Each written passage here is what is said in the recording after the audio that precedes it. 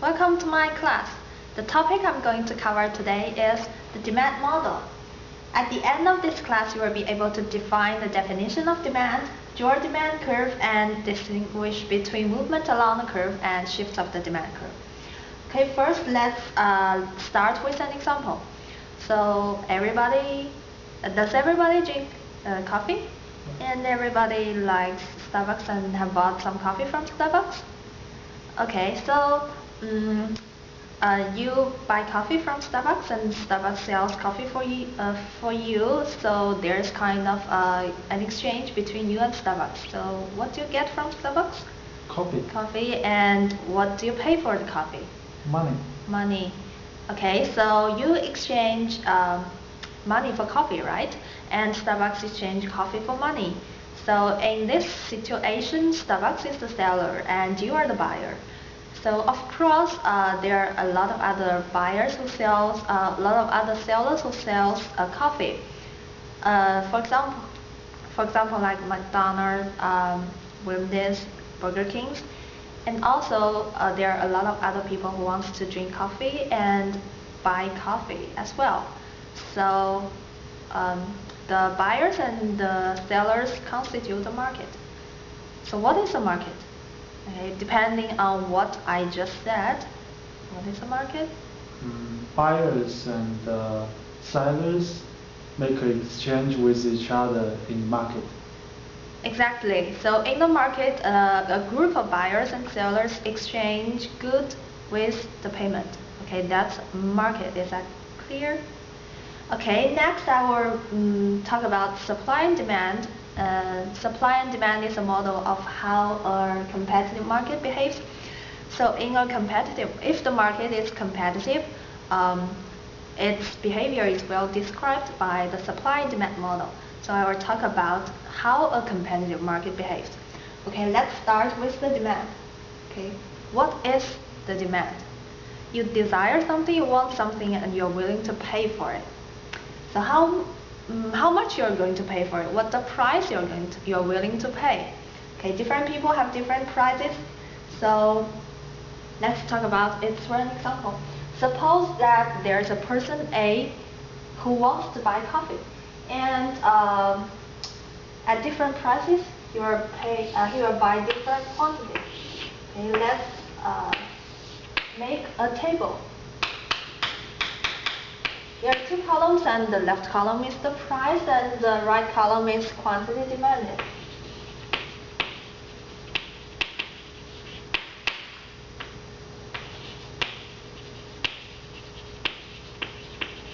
Suppose that at the price of $2, that person A is willing to buy 10 cups of coffee. Okay? And now the price goes up to $4. How many cups of coffee he's willing to buy? Is he willing to buy more or fewer cups? Fewer. Fewer. Okay. Suppose it's 8. And why fewer? Because the coffee is more expensive. Okay. The coffee is more expensive, so that person is not willing to buy that more, so he will buy fewer cups. And now the price goes up again, and he's willing to buy even fewer cups of coffee. And if the price goes up to $8, 4 cups of coffee and $10, 2 cups. Okay. Now we have made a table. It is called an individual demand curve. Okay, for that person A. Individual demand schedule. Okay, it's a table that shows the relationship between price and quantity demanded. Okay, so it tells that how many of a good the individual consumer wants to buy at given prices. Okay. So now let's draw it into a graph. The vertical axis is the price, and the horizontal axis is the quantity.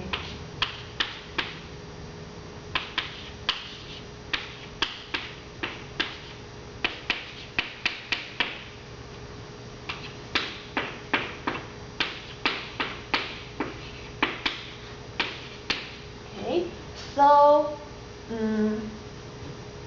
Each point in the graph is corresponding to every entry in the table, okay, in the schedule. So $10 is 2 cups, $8, 4 cups, $6, 6 cups, $4, 8 cups, and similarly, $2, 10 cups. When we connect all these points, we get an individual demand curve.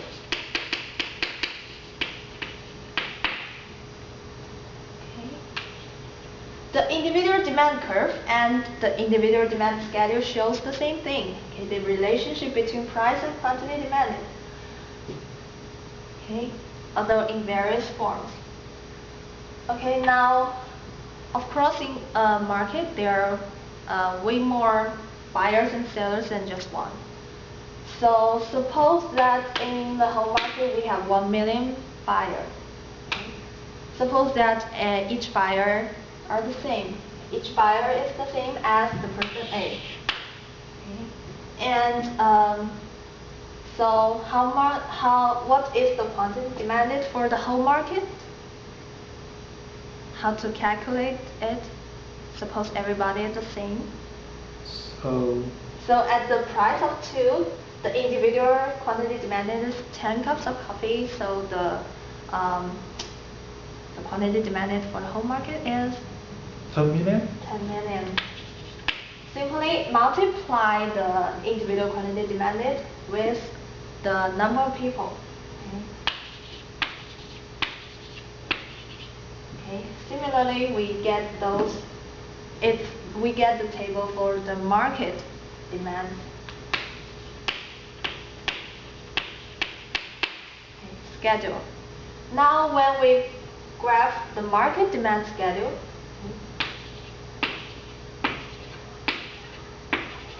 we also multiply each quantity demanded for the individual with the number of people in the market, so we get this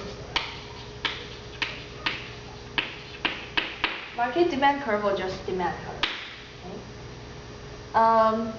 The market demand curve shows that in a market that there are a lot of buyers, how many of a good the buyers want to buy at given prices. Is that clear? Is everyone following what I'm doing? Okay. So next I will talk about the distinction between movement along the curve and shift of the demand curve. Okay, so it is crucial to distinguish between movement along the curve and shifts of the demand curve. So what is movement along the curve?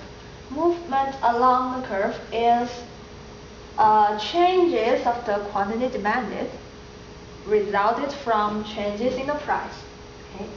So, for example, originally the price is $4 and the buyers want to buy 8 million, right? 8 million. So it's the point A. And if the price goes up to $6, okay, the point will move here to point B. Okay?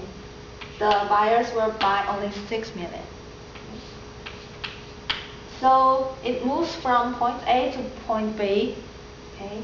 It's called a movement along the curve, and you should pay attention to that movement along the curve is only caused by price changes. Okay? It's only driven by price changes. Okay? Questions? No? Okay. So next I will talk about shifts of the curve. Okay? There are a few factors that can affect the demand curve, making it shift. Okay? And I will talk about them through several examples. The first one is people's income.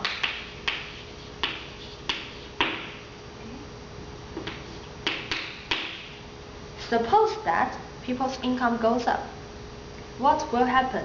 Okay, what is the result if people's income increases?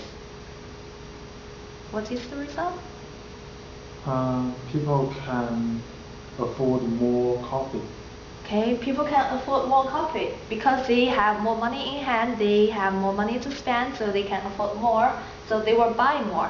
So when we show it in the graph, okay, at given prices, at a given price, they will buy more.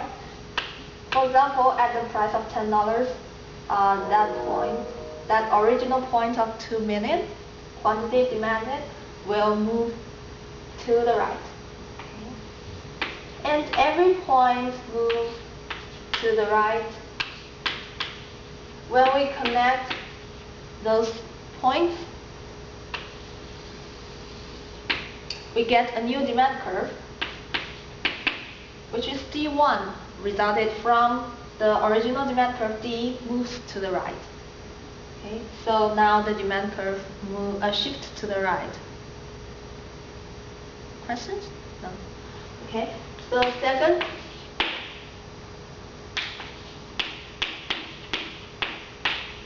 is people's taste. Suppose that there's a new research coming out saying that coffee is not good for health. So people are willing to consume less, to drink less in order to keep healthy. So at given prices, people consume less, so all the points move to the right, to the left.